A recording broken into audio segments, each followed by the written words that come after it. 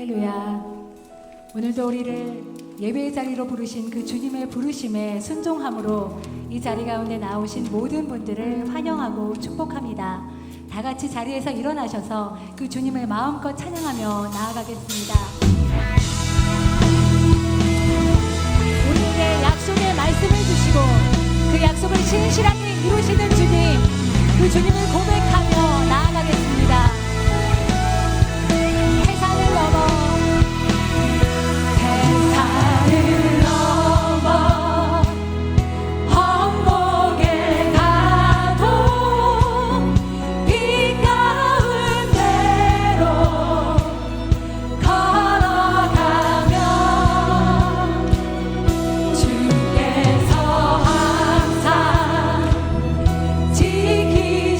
지키시기로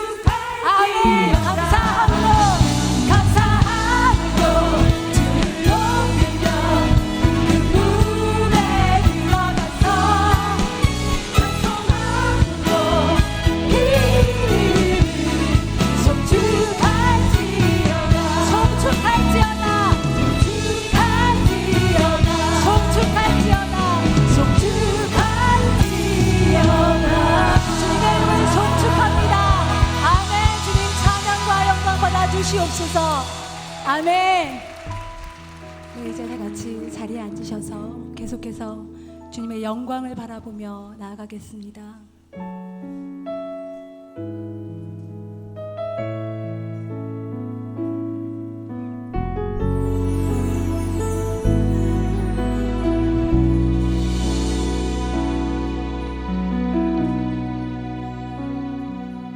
하늘에 나는 새도 주 손길 돌보시네. 온 땅에 충만한 주 사랑으로 내 마음을 덮으소서. 주 나를 부르셨네. 주의 영광 위에 모든 사람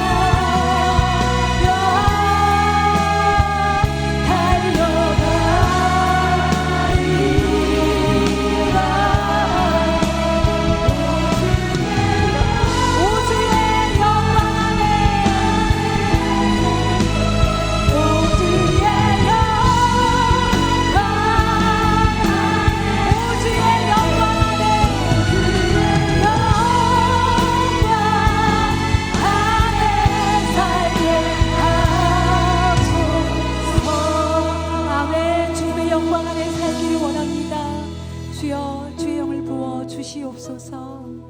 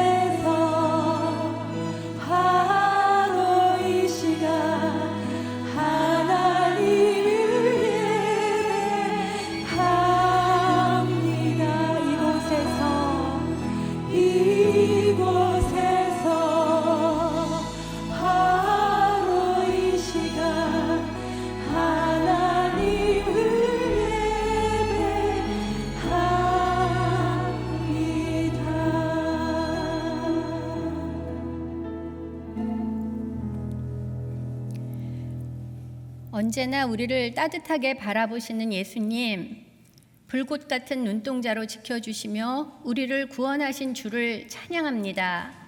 삶의 소망을 말씀 가운데 찾아가며 이루어 주실 미래를 바라보며 이 자리에 나왔습니다. 하나님 나라에 속한 자로 살아가지만 세상 속에서 온갖 보암직한 것들로 인하여 흔들리며 두려움으로 힘들어했던 시간들을 용서하여 주시옵소서. 이 시간 흠없는 자로 주께 예배드리기 원하오니 우리를 불쌍히 여기사 돌이킴으로 새 옷을 입는 깨끗한 주의 백성 되게 하시고 홀로 영광 받아 주시옵소서. 오늘은 사순절 13번째 날입니다. 성경을 읽고 써내려가며 보시기에 좋았더라의 주제 아래 창조 질서 회복을 위해 실천할 약속들을 지켜나가게 하여 주시고 십자가의 피값으로 인하여 거듭나는 더 멋진 세상을 만들어 가도록 결단하는 시간이 되게 하여 주시옵소서. 하나님 아버지, 오랜 팬데믹 상황을 겪어내고 다시금 활기찬 일상을 되찾게 됨을 감사드립니다. 지난 힘겨운 시간 속에서 깨달은 교훈들을 기억하게 하시고 지금의 자연재해와 전쟁과 정치적, 경제적 어려움을 극복해 나갈 힘 주시옵소서. 모든 공동체가 떡을 떼며 개강 예배를 시작하고 있습니다. 공동체마다 하나님의 사랑이 흘러넘쳐서 나보다 남을 높게 여기며 주변에 선한 영향력을 끼치게 하시고 목사님들에게 능력을 더하여 주옵소서. 함께 사역하는 장로님, 권사님, 안수집사님 그리고 성도들 모두가 온유하고 겸손하신 예수님의 마음을 배워가는 것만이 진정한 쉼을 얻는 길임을 고백하며 기쁨으로 동역하게 하옵소서. 차세대 예배와 여러 세미나, 겨울 캠프 등을 통해서 옛꿈과 꿈땅, 파워웨이브 친구들이 진리의 말씀을 마음에 새길 수 있는 시간 되게 하여 주셔서 감사합니다. 어려서부터 천국의 소망을 가진 자로 살아가게 은혜 내려주시고 소망으로 살아가는 비밀을 가슴에 품게 하여 주사 이 땅의 미래를 밝혀주시옵소서. 하나님 아버지, 미국 신학교에서 일어난 기도회가 우리의 기도회가 되기를 소원합니다.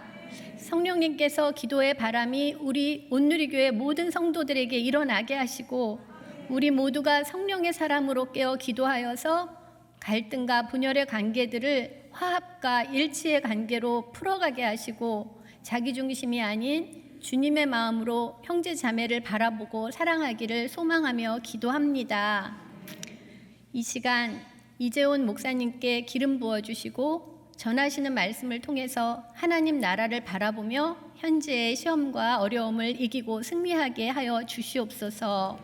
찬양과 안내로 예배 준비로 수고한 손길들 위에 하나님의 은혜가 머물게 하여 주시고 환우들을 치유하는 생명이 있게 하여 주시옵소서.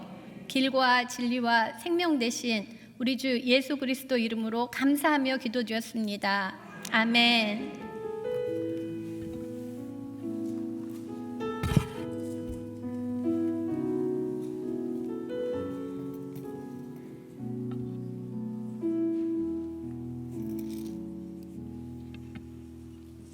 할렐루야. 주의 이름으로 여러분들 한 분 한 분을 환영하고 축복합니다.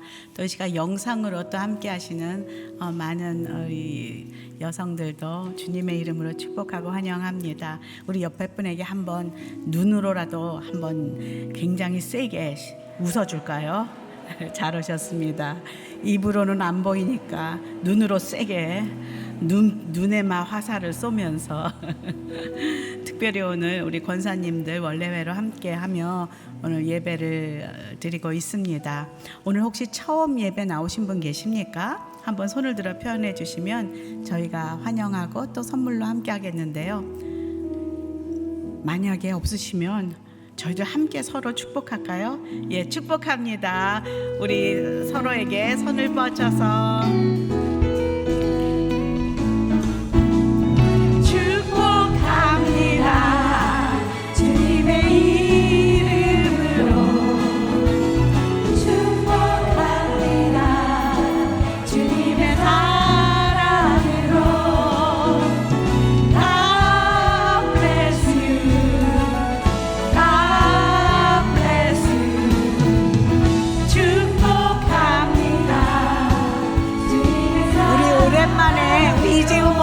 오셨는데 이재훈 목사님 좀 그 자리에 일어나시면 예, 쑥스럽지만 축복합니다.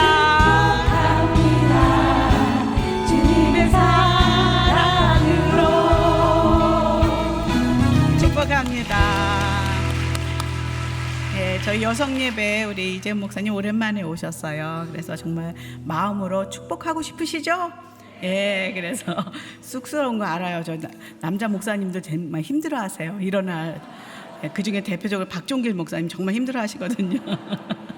근데 저희가 그럼에도 불구하고 축복했습니다. 자, 오늘 말씀 보겠습니다. 오늘 말씀 누가복음 2장 41절에서 52절 말씀인데요. 우리 그 자리에 다 일어나셔서 우리 한 절씩 교독하도록 하겠습니다.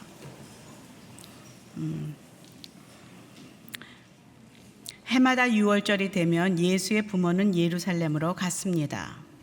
그래서 12 전에 그들은 관례에 따라 절기를 지키러 예루살렘에 올라갔습니다.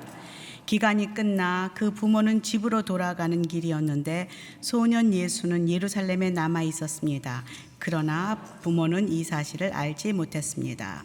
그들은 예수가 일행 속에 있으리라 생각하고 하룻길을 가다가 그자 친척들과 친구들 사이에서 예수를 찾기 시작했습니다. 그러나 찾지 못하자 그들은 예루살렘으로 되돌아가서 예수를 찾았습니다. 한이 지나서야 그들은 성전 뜰에서 예수를 찾게 됐습니다. 그는 선생들 가운데 앉아서 이야기를 듣기도 하고 묻기도 하고 있었습니다. 예수의 말을 들은 사람들마다 그가 깨닫고 대답하는 것에 몹시 감탄했습니다. 그 부모는 예수를 보고 놀랐습니다. 그래서 그의 어머니가 말했습니다. 얘야, 왜 우리에게 이렇게 했느냐? 내 아버지와 내가 얼마나 걱정하며 찾았는지 모른다. 그러자 예수가 말했습니다. 왜 나를 찾으셨습니까? 내가 마땅히 내 아버지의 집에 있어야 하는 줄 모르셨습니까? 그러나 그들은 예수가 하는 말을 깨닫지 못했습니다. 그리고 나서 예수는 부모와 함께 내려가 나사렛으로 돌아가서 부모님께 순종하며 지냈습니다. 예수의 어머니는 이 모든 일을 마음에 간직했습니다. 그리고 예수는 지혜와 키가 점점 더 자라가며 하나님과 사람들로부터 사랑을 받았습니다. 아멘. 그 자리에 앉아 주십시오. 예, 오늘 정말 3년 만에 저희 성가대가 저희 여러분들 앞에 이렇게 권사 성가대가 섰습니다. 오늘 권사 성가대의 특별한 찬양 후에 어디에서 예수를 찾고 있는가라는 말씀 제목으로 이재훈 목사님 말씀 전해 주시겠습니다.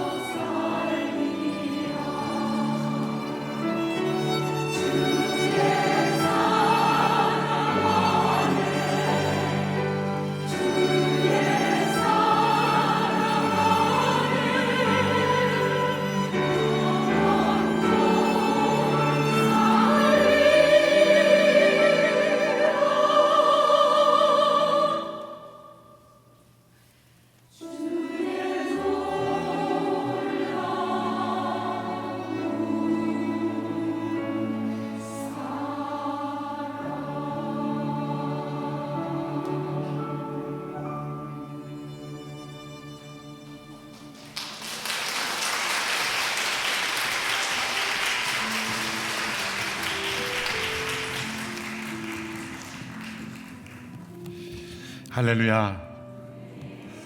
몇 년 만에 수요 오전 예배 설교를 하게 되었는데 우리 조 목사님 말씀하신 대로 정말 쑥스럽네요. 주일에는 다 섞여 있으니까 못 느끼는데 이렇게 이 남자가 저 혼자 가끔 이렇게 남자분 와서 계시기도 하는 분이 계신데 오늘 안 오셨네요. 그래서 원래 여학생은 남자 학교 앞을 당당히 지나가지만 남학생은 여학교 앞을 못 지나가는 법인데 오늘 오랜만에 이렇게 우리 코로나 기간을 지내면서 아직 다 끝나진 않았지만 이렇게 예배 당으로 함께 나와서 예배 드리게 되어서 정말 감사합니다. 특별히 오늘 권사회 또 원래로 함께 모여서 우리 권사회와 우리 여성 예배가 함께 예배 드리게 돼서 감사드리고, 또 한국에 여러 교회들이 있지만 온누리교회만큼 평안 가운데 또 하나 되는 그런 교회가 드물다고 여러 목사님들이 그렇게 말씀하셔서 저희는 당연하다고 여기는데, 그러한 다툼과 분열이 없는 이유는 우리 권사님들이 기도하고 또 성숙하시기 때문이라고 생각을 합니다. 다시 한번 귀한 권사님들께 감사를 드립니다. 오늘 본문은 예수님께서 12살 되던 해에 예루살렘에 요셉과 마리아와 함께 올라갔다가 일어난 사건입니다.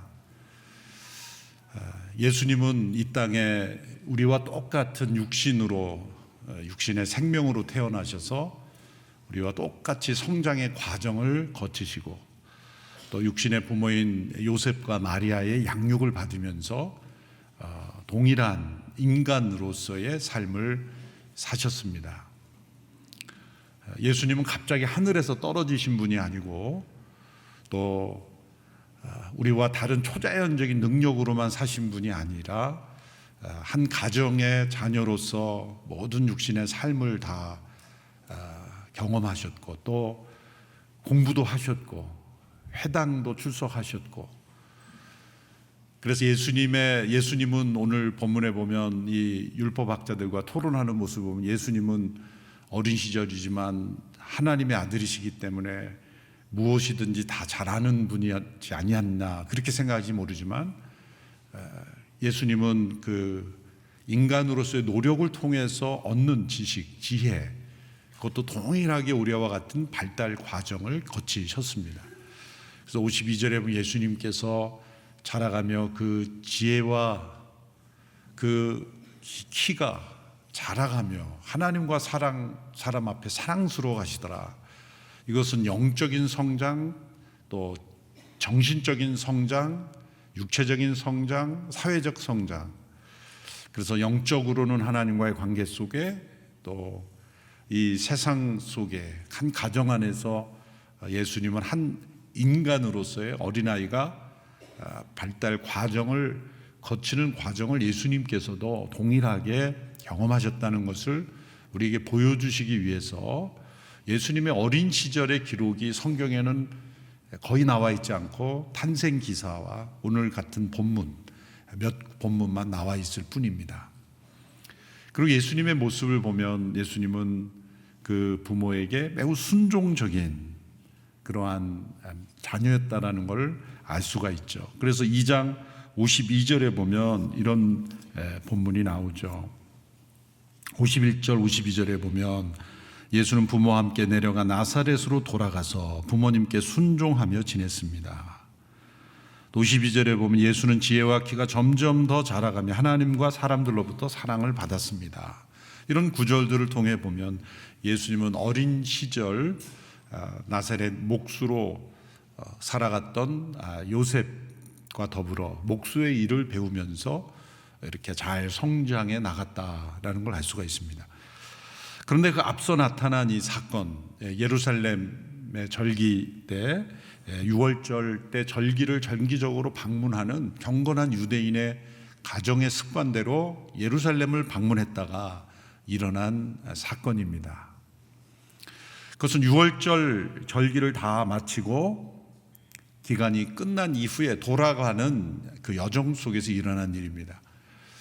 요셉과 마리아는 예수님이 일행 중에 당연히 있을 것으로 알고 함께 돌아가는 길에 소년 예수님이 예루살렘에 남아있는 걸 알지 못했던 겁니다. 그래서 하루길을 간 이후에야 예수님이 일행 속에 없다는 걸 알고 그때 부랴부랴 다시 길을 거슬러 올라오면서 예수님을 찾았는데 만나지 못하다가 결국 예루살렘에 돌아와서 3일이 지나서야 성전 뜰에서 대제사장 율법학자들과 토론하고 있는 예수님을 발견하는 모습입니다. 당연히 있을 거라고 생각했던 이유는 뭘까요? 그만큼 예수님이 순종적인, 안정적인 소년이었기 때문이죠. 눈에 보이지 않아도 불안하지 않을 정도로 항상 안정감 있는 그러한 어린 시절을 보냈다는 걸 알 수가 있습니다. 그래서 하루길을 가도 눈에 띄지 않아도 어디엔가 있겠지 이렇게 생각을 하게 된 거죠. 이것은 우리가 생각할 때는 아니 그 몇 명의 가족들이 있는데 그러면 내버려뒀다는 얘기 그게 아니라 모여들 때는 이렇게 가정 중심으로 절기 때 모였다가 돌아갈 때는 이제 같은 방향이니까 여러 친척들이 같이 움직였겠죠. 그래서 이 예루살렘으로 모여들 때 멀리는 각 가정이 움직이다가 가까이 올수록 이제 친척도 만나고 또 사촌의 팔촌도 만나고 이렇게 점점점 만나서 예루살렘에 가면 많이 모인 거죠.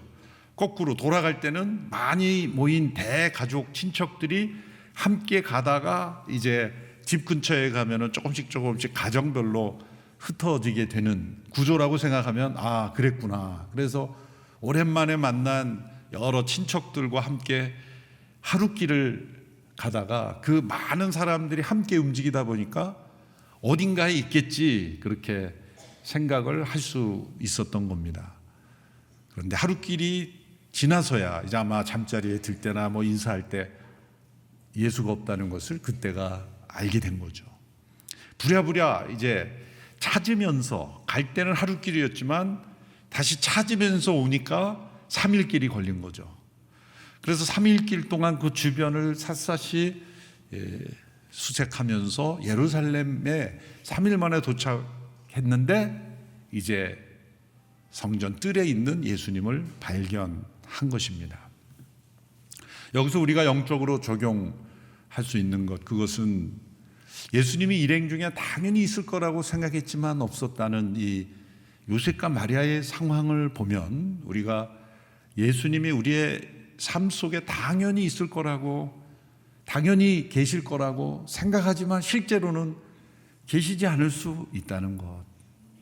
우리 예배 가운데, 우리의 삶 가운데, 우리의 개인의 삶 가운데 당연히 예수님이 계십니까? 라고 말하면 당연히 계시죠. 어디 계십니까? 그러면 이제 부랴부랴 어디 계시지? 어디 계신가? 계신 줄 알았는데 안 계시네 라고 될 수가 있습니다. 우리의 신앙생활의 근본적인 예수님의 임재하심, 그것이 우리 삶 속에 당연히 있을 것이라고 생각했지만 실상은 그렇지 않을 수 있다는 것, 그것이 요셉과 마리아의 이 모습을 통해서 우리에게 알려주는 겁니다. 과연 우리는 예수님의 임재 가운데 살고 있는가? 또 그분은 바로 예수님 여기 계시군요 라고 그렇게 말할 수 있는, 예수님이 여기에 계십니다 라고 사람들에게 말할 수 있는 우리의 교회의 모습인가? 우리 공동체, 우리 가정의 모습인가?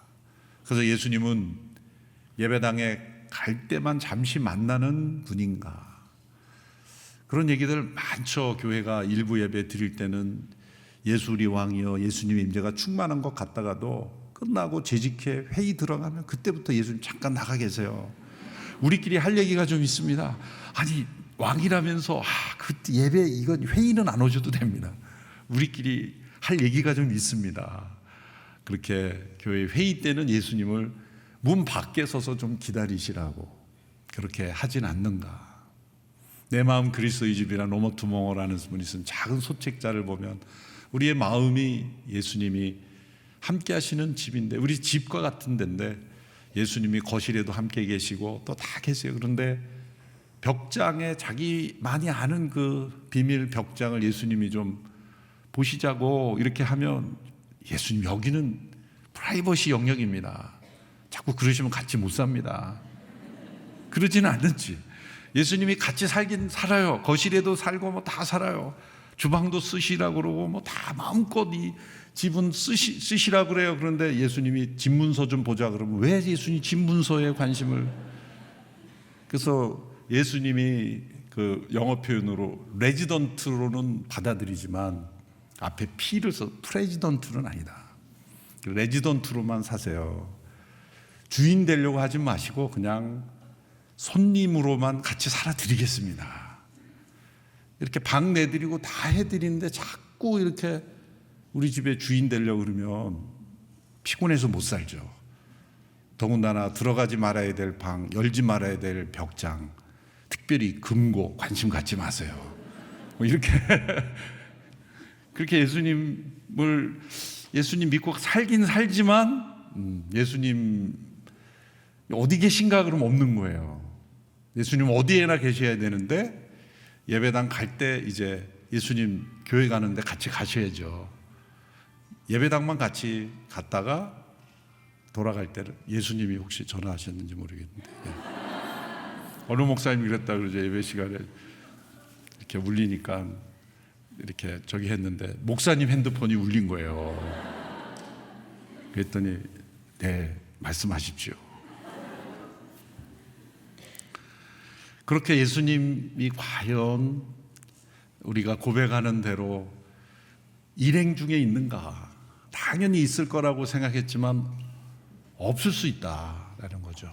어쩌면 우리가 의도적으로 예수님과 동행하는 걸음에서 배제할 수도 있고, 또 당연히 있을 거라고 생각하는데 없을 수도 있어요. 그 교회사에게도 열심히 해보다 보면 갑자기 회의할 때 의견이 안 맞으면 갑자기 예수님이 안 계세요. 성격대로, 자기 생각대로. 그게 바로 예수님이 일행 중에 없는 거죠. 예수님이 주인 되신 교회라고 하고 또 예수님이 주인 되신 그리스도인이라고 하지만 우리의 삶 속에 언제든지 일어날 수 있는 일이다라는 겁니다. 그래서 이제 3일 길이 걸려서 예루살렘에 와서 예수님이 성전뜰에 있는 걸 발견하고 마리아가 놀랬지 않습니까? 얘야, 왜 우리에게 이렇게 했느냐? 내 아버지와 내가 얼마나 걱정하며 찾았는지 모른다. 그 엄마들의 이 뉘앙스로 하면 뭐 이거보다 더 심했겠죠.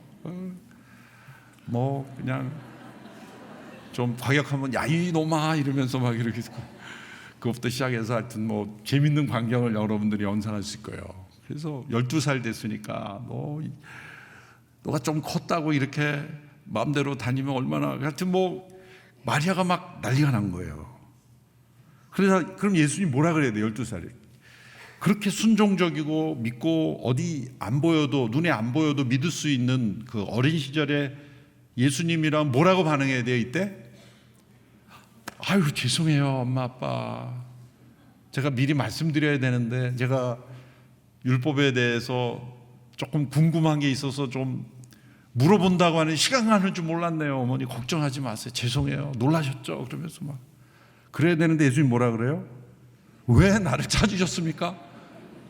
아니 이거 완전히 정 떨어지는 얘기죠. 그렇죠? 만약 여러분의 청소년 자녀가 하루 종일 연락이 안 돼가지고 그냥 핸드폰 문자도 안 되고 뭐 전화도 안 되고 그래가지고 놀라가지고 그냥 너 하루 종일 어디 있냐 그랬더니 엄마 왜 나를 찾았어? 얼마나 정이 떨어져. 알고 보니까 여자친구랑 하루 종일 있었던 거예요.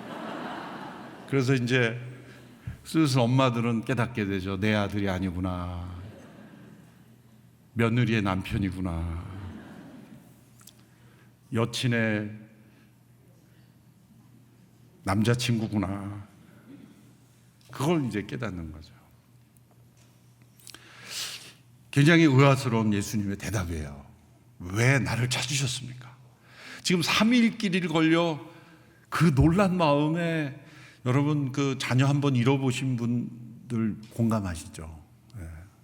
저희 아들도 워낙 어렸을 때부터 이게 막 가만히 있지를 못해가지고 주일에 한번 그 잊어버린 적이 있어요. 그 걸은 지 얼마 안 됐는데 없어진 거 예배 시간이 막 그 서빙고 여기 얼마나 사람들이 많아요.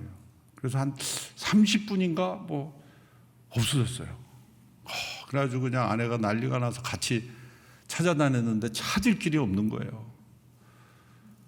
알고 보니까 교육자실에 어느 목사님이 제 아들인 줄 알고 이쁘다 그러고 같이 가가지고 거기서 컴퓨터가 열심히 놀고 있는데 우리가 놀래가지고 너 말도 안 하고 그 말을 이제 할 줄 있던 때니까 그냥 막 뭐라도 그냥 왜 그래요? 왜 그런 식으로 그랬을 때 얼마나 속상합니까? 예수님의 이 태도는 정말 이해할 수 없는 태도입니다. 왜 나를 찾으셨습니까? 정이 떨어지는 얘기죠. 당연히 예수님은 죄송합니다. 아유 좀 미리 말씀드리지 못했습니다. 그런 억양이 나와야 되는데 왜 나를 찾으셨습니까? 이것은 예수님께서 의도적으로 육신의 부모인 요셉과 마리아에게 정을 떼는 겁니다. 왜 나를 찾으셨습니까? 예수님이 말씀을 드려야 되는데 깜빡한 게 아니고 의도적으로 말 안 하고 남아 있었던 거죠. 왜 그럴까? 내가 내 아버지의 집에 있어야 하는 줄 모르셨습니까?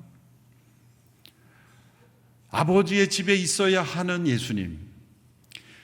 12살 정도 되니 이제 요셉과 마리아는 그 예수님이 잉태될 때의 신비함, 동정녀로 잉태되시고 천사들의 소식, 목자들의 경배, 동방박사들의 경배, 헤롯 왕이 예수님을 죽이려고 베들레헴의 그 어린 생명들을 무참히 학살하는 그 끔찍한 사건들, 이렇게 예수님의 탄생을 둘러싼 놀라운 그런 일들 속에서 이 아이는 정말 보통 아이가 아니구나, 정말 하나님의 아들이구나 라는 것을 깨달았을 겁니다. 그런데 그로부터 약 10여 년이 지나서 이제 12세가 되어서 육신의 자녀로 순종하는 그 어린 예수님을 보면서 어쩌면 점점 그 어린 소년 예수님에게 익숙하면서 내 자식인 줄 알고 육신의 자식으로서 예수님을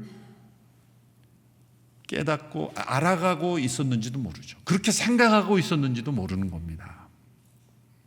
언젠가 예수님은 이제 십자가에 못 박혀 우리의 죄를 대속하는 하나님의 어린 양으로 고난받고 죽임당하셔야 하는데 12살 될 이 시점에서 요셉이 살아있을 그때 이제 이 이후에 아마 요셉은 죽었을 겁니다. 그래서 후에 예수님이 이제 성인으로 또 공생애 사역할 때는 요셉의 이야기가 나오지 않죠.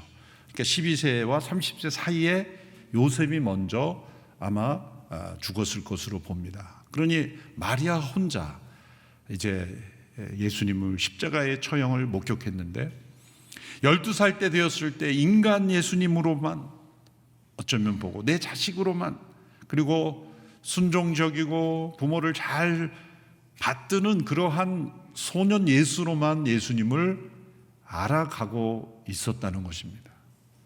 뭔가 충격적인 사건을 통해 예수님이 누구이신가, 예수님은 어디서 찾아야 하는가, 그분이 누구인가를 정확하게 깨닫게 해주실 필요성이 있었던 겁니다. 그래서 이렇게 가슴을 놀라게 하는 사건을 통해서 왜 나를 찾으셨습니까? 그 말은 나를 지금 누구로 찾고 있는 것입니까? 요셉과 마리아가 육신의 부모요, 마리아는 자신의 몸을 통해 태어난 자녀임에도 그분은 하나님의 아들이시며 십자가를 통해 온 인류의 죄를 대속하실 분으로 오셨다는 것을 요셉과 마리아는 잊어버리고 있었을지 모릅니다. 우리가 자녀들과의 관계에서 실패하는 이유는 내 자식이라고 생각하는 것, 거기서부터 문제가 되는 거죠. 하나님께서 나에게 맡기신 생명, 나에게 맡기신 소중한 하나님의 백성이라는 생각을 하지 않고 내 자식, 내 소유, 내가 원하는 대로 그렇게 되어야 하는 자녀라고 생각하는 순간 자녀들이 힘들어지는 거죠. 어느 날 저에게도 우리 교회 그 리더십 부부가 찾아와서 속썩이는 아들 문제로 이렇게 기도해 달라고 부탁을 해왔어요. 가만히 들어보니까 딱 제 아들이에요. 어떻게 그렇게 똑같을까? 근데 그렇게 제 마음이 초연하고 그 나이 때 그럴 수 있습니다. 그럴 수 있습니다. 절대 아들에게 큰 소리 치지 말고 있는 그대로 받아주십시오 라고 하면서 양심에 저는 절대로 못하고 있는 거를 똑같이 저도 소리치고 야단치고 있으면서도 겉으로는 목사로서 절대로 자녀를 정죄하지 마시고 그럴 수 있다, 받아들여줘야 된다 막 이렇게 권면하고 있는 내 모습을 보면서 야, 너도 참 가증스럽다.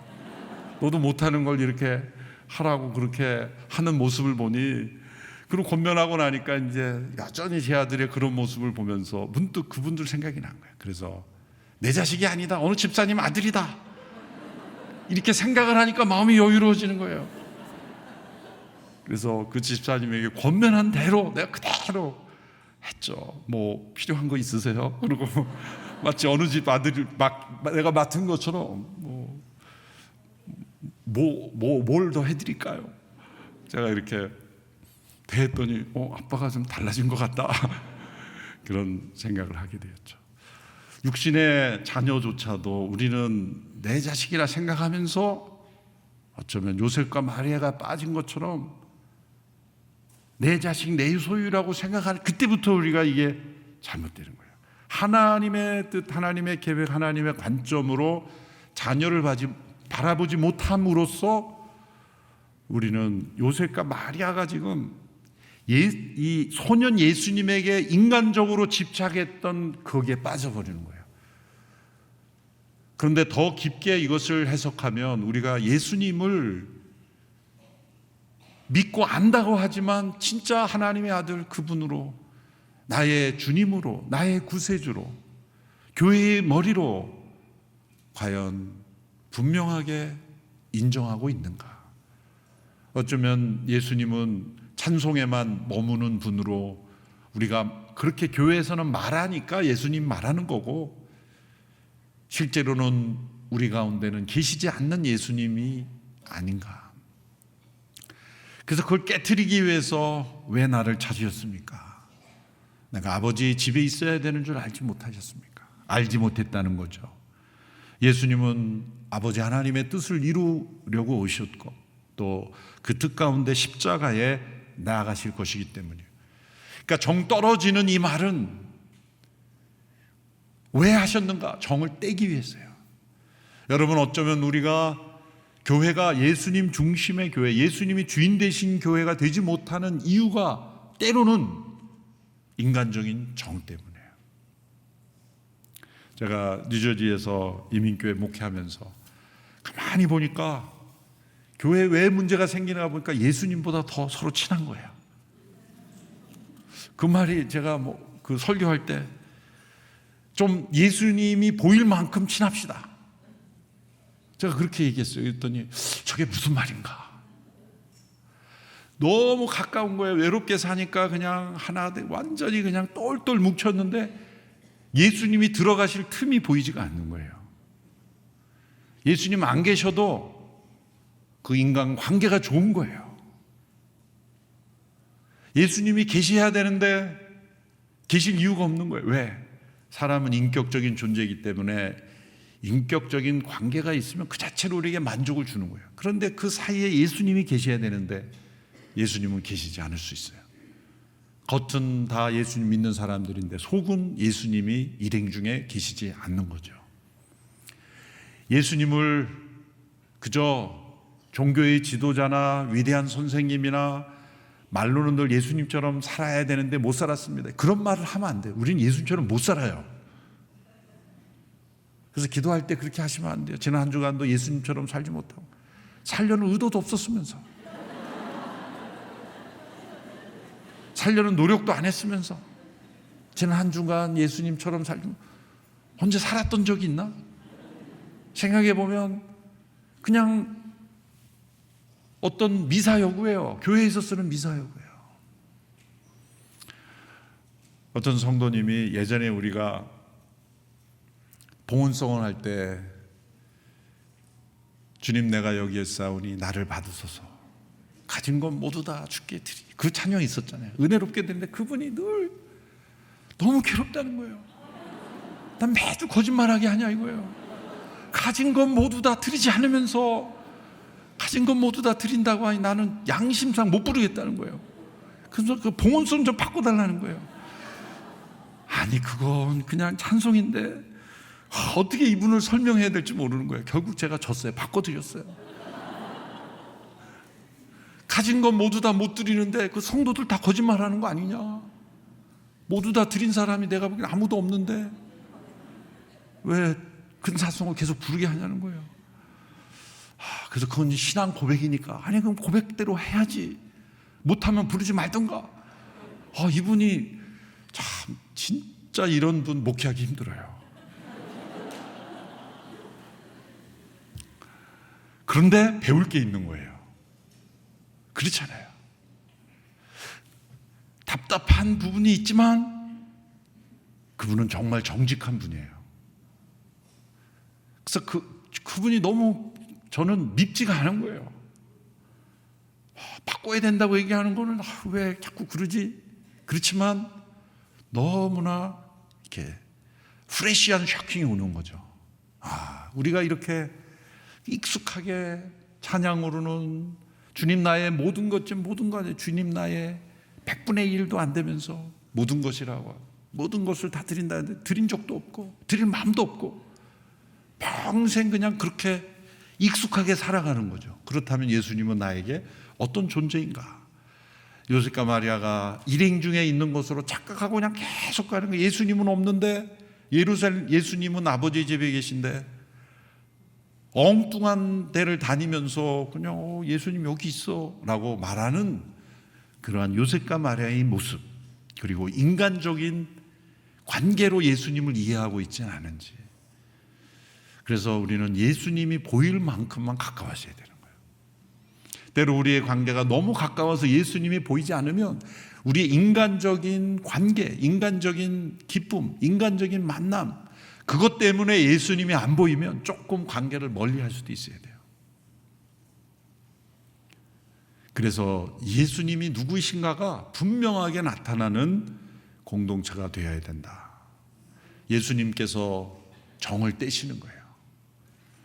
예수님을 바로 믿는데 가장 무서운 적이 될 수 있는 게 인간적인 정이에요. 그래서 교회가 성령의 인도함을 받지 못하는 그 교회의 핵심은 뭐냐면 다 인간적인 정이에요. 우리가 남이가 그러면서. 근데 예수님을 바로 믿으면 때로 남처럼 냉정해져야 되기도 하는 거예요. 예수님이 얼마나 지금 냉정합니까? 왜 나를 찾으셨나이까? 너 내 아들 맞니? 그렇게 마리아가 얘기했을 정도로. 예수님은 육신의 아들이기 전에 하나님의 아들이시며 이때부터 예수님이 정을 떼기 시작하셨기 때문에 예수님이 십자가에 못 박히실 때 마리아가 견딜 수 있었던 거예요. 그렇게 순종적이고 말 잘 듣고 착하고 성실하고 효도하는 그 아들이 33세 공생애에서 십자가에 못 박혔다만 마리아는 이 정신적 충격으로 그냥 쓰러졌을지도 몰라요. 그래서 12살 때부터 이제 데뷔한 거예요. 이 예수님은 내가 낳는 통로가 되었지만 하나님의 아들이다. 하나님의 뜻을 이루기 위해 오신 분이다. 그렇게 예수님을 올바르게 깨닫고 하나님의 뜻대로 내어드리는 그 여정으로 사셨던 것입니다. 우리는 이 요셉과 마리아가 망각하고 있었던 것처럼 예수님이 우리 가운데 있는 줄 착각해서는 안 된다. 또 예수님으로 온전히 깨닫고 그분을 찾아야 한다라는 겁니다. 그분은 하나님의 아들이시며 우리의 구세주이시며 우리의 주인이시며 지금도 살아계신 분이십니다. 오래전에 식탁마다 있었던 그 사진에 있었죠. 그는 보이지 않는 이 집의 손님이십니다. 늘 함께 하시는. 그러나 거기는 손님이라고 했지만 보이지 아니하시나 살아계신 이 가정의 주인이십니다. 교회의 주인이시고 머리이십니다. 우리 각자의 주인이십니다. 우리 모임의 주인님이십니다. 그분이 살아계시어 임재하시는 그런 교회가 될 수 있도록 우리 모든 권사님 또 여성예배 모든 성도들이 예수님을 바로 찾는 우리 모두가 되기를 바랍니다. 기도하겠습니다. 함께 기도하며 나아갑니다. 예수님을 어떤 분으로 믿고 알고 계십니까? 예수님에 대한 몇 가지 피상적인 지식을 가지고 있으면서 예수님을 안다라고 말할 수는 없습니다. 주님, 예수님을 바로 알기를 원합니다. 요셉과 마리아조차도 육신의 예수님으로만 알았던 것처럼 어쩌면 예수님이 누구인지 잘 모르는 채 예수님 믿는다고 살아가고 있지는 않습니까? 주님, 부활하셔서 살아계신 성령 안에 임재하신 그 예수님을 바로 믿고 찾아가는 저희들 되게 하여 주옵소서. 나의 주, 나의 하나님이신 예수님, 내 삶에, 내 가정에, 온누리 교회에 참으로 주님으로 임재하여 주시기를 원합니다. 우리 함께 기도하며 나가겠습니다. 살아계신 주님, 십자가에서 우리를 대속하여 죽으시고 부활하신 주님, 지금도 살아계신 주님, 입술로는 주님이라 부르지만 우리의 삶으로는 부인하는 저희들의 모습입니다. 예수님과 동행하고 있다고 말하지만 실상은 예수님 없이 살아가고 있는 저희들의 모습입니다. 실로 예수님이 우리 가운데 계신지 진정 확인하며 예수님을 찾아 살아가는 저희들이 되기를 원합니다. 하늘의 영광을 버리고 십자가에 주기까지 우리를 사랑하시고 우리를 구원하신 예수님, 그 예수님과 동행하는 우리의 삶이 되기를 원합니다. 우리 가운데 주님으로 임재하여 주시고 우리의 삶 속에, 우리의 가정 속에, 오늘이 교회 안에 살아계신 주님으로 임재하여 주시기를 원합니다. 입술로의 고백만이 아니라 우리의 삶 속에 살아계신 영으로 임재하여 주셔서 우리 주님과 동행하는 우리 모든 삶이 되게 하여 주시옵소서. 다시 한번 기도하며 나갈 때 오늘이 교회 안에 우리 주님이 영광 받으시는 교회가 되기를 원합니다. 우리의 모든 만남 속에 그저 우리의 만남으로 기쁘는 인간적인 정에 사무쳐 있는 교회 되지 않게 하여 주시옵시고, 우리의 개인적인 정을 뛰어넘어 우리 주님의 임재하심이 모든 육신의 관계까지도 다스리시는 교회 되게 하여 주시옵소서. 모든 개인적인 친밀한 관계 속에서도 우리 주님만이 나타나게 하여 주시옵소서. 정을 뛰어넘는 성령의 임재가 있게 하여 주시옵소서. 우리 함께 기도하며 나가겠습니다. 살아계신 하나님 아버지, 우리 오늘 이렇게 모든 성도들, 특별히 권사님들, 우리 여성 예배에 함께하는 모든 여성 성도들, 우리의 인간적인 관계와 또 친밀함과 육신의 감정을 뛰어넘어 우리 주님의 임재하심이 가장 중요하게 하여 주시고, 주님 앞에 합당하지 않다면 서로 권면하게 해주시고, 사랑 안에 진리를 말할 수 있게 해주시고, 예수님 앞에서 살아가는 관계가 되게 하여 주시고, 육신의 정에 사로잡혀 우리 주님의 임재하심을 무시하며 살아가는 인생이 되지 않게 하시고, 오늘 이 교회 안에 예수님의 임재만이 가득한 교회 될 수 있도록 축복하여 주시고, 우리 오늘 이 교회 모든 권사님들 가운데 하나님의 살아계심이 우리 가운데 나타날 수 있도록 주님 역사해 주시기를 원합니다. 우리 가운데 충만하게 임재하여 주셔서 하나님의 영광이 나타나게 하여 주시기 원합니다. 주님 임재하여 주시옵소서. 축복하여 주시옵소서. 살아계신 하나님, 우리 가운데 주님이심을 고백합니다. 요셉과 마리아가 육신의 정에 이끌려 순간 예수님이 누구인지를 잊어버린 것처럼 교회 공동체 안에 예수님이 우리에게 입술의 고백으로 너무 익숙해졌기에 살아계신 주님으로 임재하신 것을 깨닫고 잊지 못할 때가 있습니다. 주님, 입술의 고백만이 아니라 삶 속에 주님의 임재하심이 날마다 살아있는 우리 모두가 되게 하시고, 우리 권사님들 여성 사역이 되게 하시고, 오늘의 교회가 되게 하여 주시옵소서. 때로 우리 육신적인 관계, 인간적인 우정도 우리 주님의 임재하심을 가릴 수가 있으며, 요셉과 마리아가 부모와 자녀의 관계 속에서 예수님을 올바로 찾지 못했던 것처럼 인간적인 관계가 예수님의 임재하심을 가로막는 어리석은 일이 오늘의 교회 안에 일어나지 아니하도록 주님께서 축복하여 주시고, 온전히 예수님만이 나타나시며 영광 받으시며 임재하시는 교회 되게 하옵소서. 이제는 우리 주 예수 그리스도의 은혜와 하나님의 사랑과 성령님의 충만한 역사하심이 예수님을 온전히 주님으로 모시며 그분과 동행하기 원하는 모든 주의 백성들 위해 이제부터 영원토록 함께 하시기를 축원하옵나이다. 아멘.